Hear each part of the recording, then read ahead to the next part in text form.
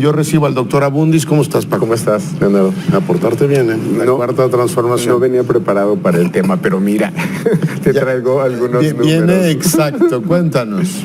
Pues mira, yo creo que ya tenemos que hacer estas mediciones sistemáticas, lo podríamos llamar el corruptómetro, ¿no? Ver cómo se están moviendo las percepciones públicas sobre estas propuestas de gobierno, sobre estas, qué tanta expectativa o cómo se califican estas,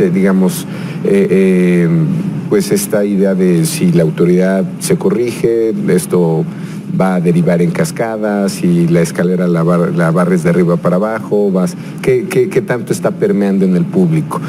Y entonces te hago algunos ensayos de lo que tenemos, pero yo creo que es un ejercicio que haremos mes a mes y lo tendremos que ir afinando, mejorando. El corruptómetro. Primera pregunta, durante los últimos 12 meses, ¿usted diría que la corrupción en el país o la corrupción en su colonia ha aumentado o ha disminuido?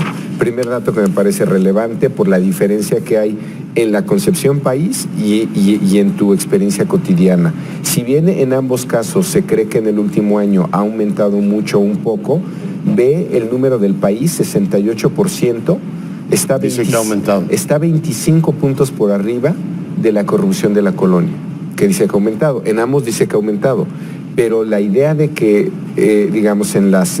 a nivel nacional, más que en tu entorno cotidiano, ha aumentado, sí es un diferencial importante, yo creo.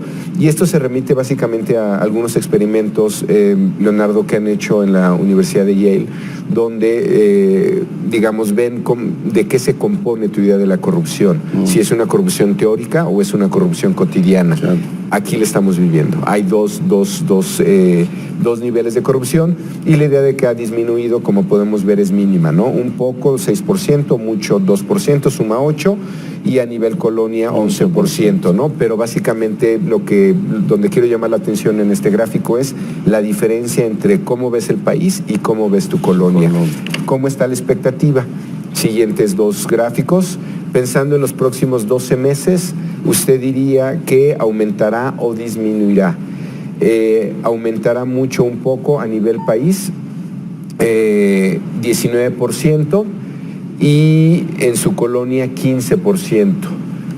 Si ves, aquí hay menos diferencia. La expectativa es la misma prácticamente. Y 4 de cada 10 creen que seguirá igual. Así es, poco o mucho creen que 30 o 33%. Es decir, básicamente sí hay expectativa, pero aquí no hay diferencia en tu cotidianeidad comparado con el país.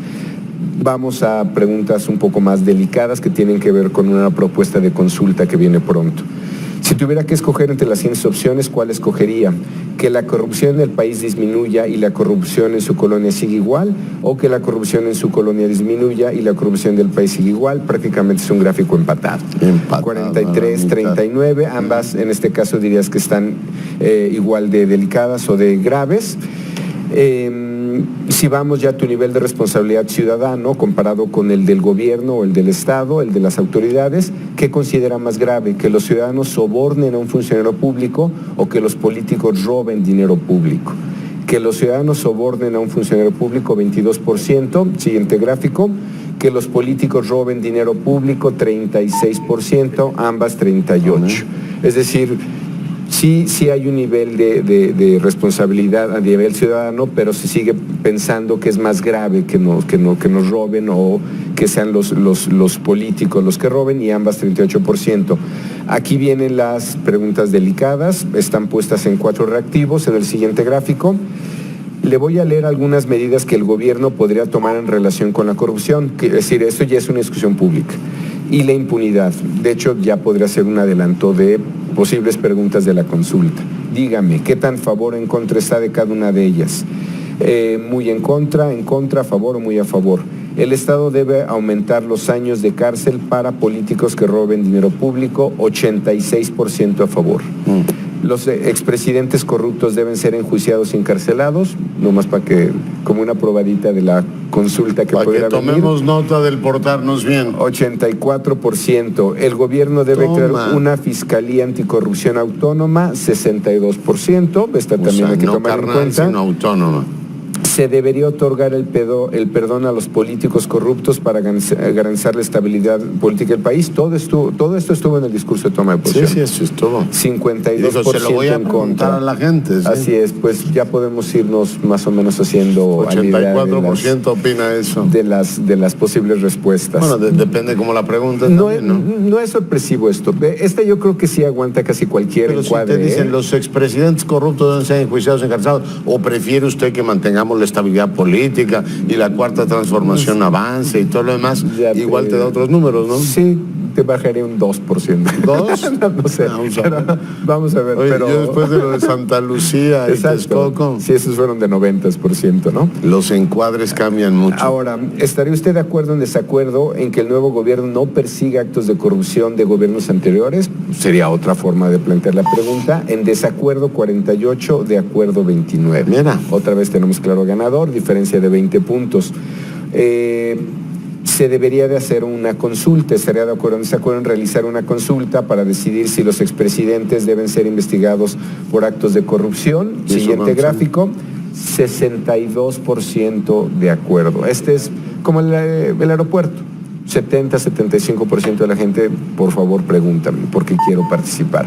Este es muy similar. De acuerdo con que haya una consulta. Y ya sabemos lo que opinan. Así es, 62%. O sea, están de acuerdo en las consultan y el 82%. El 84%. Quiere que los 84%. Ya te andaba yo arañando 2 puntos. 2 puntos son importantes para estos niveles de consenso. Finalmente, solamente algunas preguntas de control, que yo creo que vendrá también una discusión que puede cambiar estas percepciones. ¿Con cuál de las siguientes frases está usted más de acuerdo? ¿La corrupción es un problema cultural o es un problema estructural? Esto es un dilema más bien teórico. No sé si la verdad la gente nos entiende del todo qué es lo que estamos planteando. Problema cultural, 43%. Recordemos que la administración anterior ya nos había clasificado en no 43%, solo Peña, sino el 43% comparte su posición, y estructural 44%. Finalmente, en su opinión, cuando un funcionario público es sospechoso de estar involucrado en actos de corrupción, ¿deberá ser investigado por una fiscalía autónoma o deberá ser enjuiciado políticamente? Si quieres un falso dilema, pero te da una idea más o menos de dónde está el público. Deberá ser investigado por una fiscalía autónoma. Oye, pues muy interesantes los datos, y bueno, que haya un 40 y tantos % que sepa que es un sistema, me resulta alentador, aunque bueno, pues vas viendo las posiciones públicas de los distintos actores, incluyendo el presidente, y ves una actitud absolutamente inercial en las posturas de que la corrupción se termina barriendo de arriba abajo, que el tema de los sueldos, y yo me remito, mi querido doctor, a su experiencia como gobierno, en su gobierno en la Ciudad de México.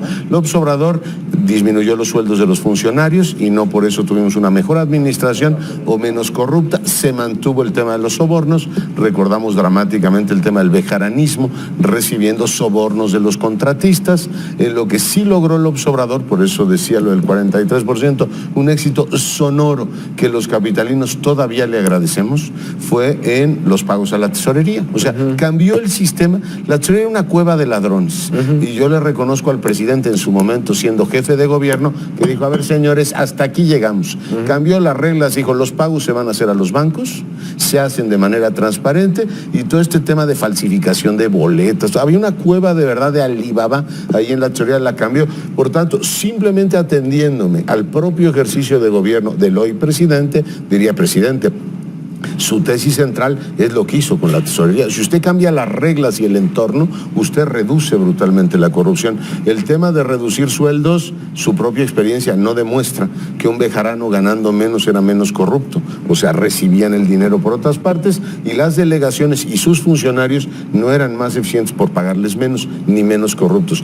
Sí, el cambio de sistema es, yo abogo por eso, lo que reduce la corrupción. Y en su propia experiencia gubernamental habría este capítulo brillante que se olvida a veces, pero adesentó la tesorería capitalina. Era pues no sé si tú eres muy joven, pero era una cueva de ladrones. No, bueno, de hecho, ve a la tesorería y era casi ir con chaleco blindado, ¿no? Y hay gente que tiene memoria de ello, porque hemos hecho evaluaciones sobre las oficinas tributarias, y la gente reconoce que cambia el sistema y reduces brutalmente la corrupción, ¿no? Y la percepción de la gente hoy, pues pagas tu tenencia, pagas todos tus prediales, todo lo demás, sin esta percepción de que te van a asaltar. Ahora, si ves hay una valoración pública porque veas un cambio en las actitudes en ese segmento abstracto que son los de arriba, ¿no? Por eso separamos lo cotidiano de lo... Y esto importa mucho también. Interesante. Pues yo me formo en el 43%. Y en los que también creen que deben enjuiciar, en el 80 y qué, 4%. 84. Yo estoy formado con la mayoría. Muchas gracias, doctor. Al contrario, cuídate mucho. Gracias.